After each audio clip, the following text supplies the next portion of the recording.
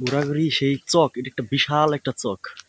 দেখেন এখানে দেখার মতো কোনো আর নাই, কোনো বাড়িঘর নাই, এত বড় একটা চক এই জায়গায়।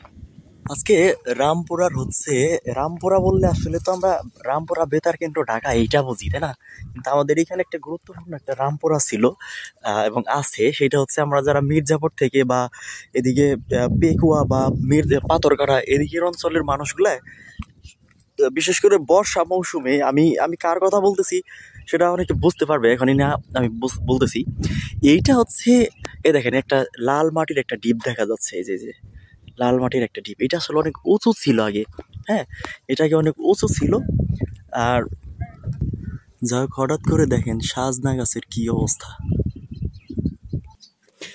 আমি আছি হচ্ছে সেই রামপুরা, একটা লাল মাটির একটা পাহাড় আছে, যেখানে হচ্ছে আমরা আগে বিশেষ করে যে আহ, আহ, নৌযান অর্থাৎ সেলু বলি আমরা। হ্যাঁ, এই যে এখানে যে নৌকা আছে, এখানে ইঞ্জিন সেট করে যেগুলা, সেই নৌকা নিয়ে, সেই ইঞ্জিন সেলু নিয়ে, এক কথায় শেষ, সেই ট্রলার নিয়ে আমরা চলে আসতাম হচ্ছে যে এই দ্বীপে। আমি দ্বীপের কাছাকাছি যাচ্ছি। আমি আসলে বুঝাইতে পারলাম না আমি আসলে কোন এলাকায় আইছি। এটা হচ্ছে আপনার রামপুরা বলি আমরা, রামপুরা যে আহ, আহ, লাল মাটির একটা ঢিপ আছে ওইখানে আর কি। চকের মধ্যে গাছগুলো অনেক সুন্দর লাগে দেখেন। যাই হোক, চোখের সামনে ভিডিওটা চলে আসলো, গাছগুলো, এটা কিন্তু বাদাম গাছ জানেন, এগুলার তলে হচ্ছে অনেক বাদাম আছে।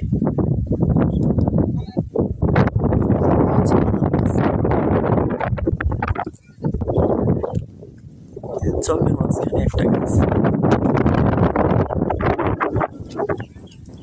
যাই হোক, চলতে চলতে আমি সেই লাল লাল মাটির পাহাড় ছিল, এটা অনেক আগে বড় ছিল আরো, হ্যাঁ। এটা হচ্ছে সেই লাল মাটির পাহাড়, এটা অনেকেই চিনে, এটা হচ্ছে তরকপুর, তারপর হচ্ছে পাথরঘাটা, হ্যাঁ, মির্জাপুর, এই এলাকার মানুষগুলো এটা হচ্ছে এক নামেই চিনে। শাওরাতুল, আচ্ছা, গোবিন্দপুর, এই এলাকার মানুষজন আসলে এই দ্বীপটার কথা সবাই চিনবে, যে এটা আসলে কি।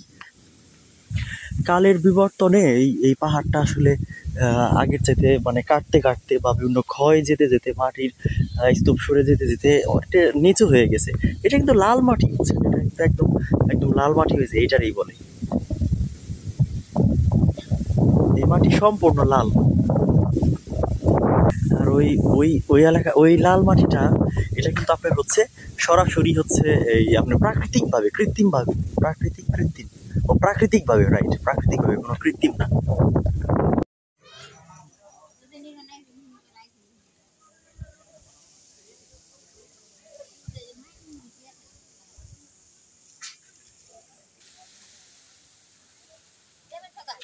হ্যাঁ, জানো।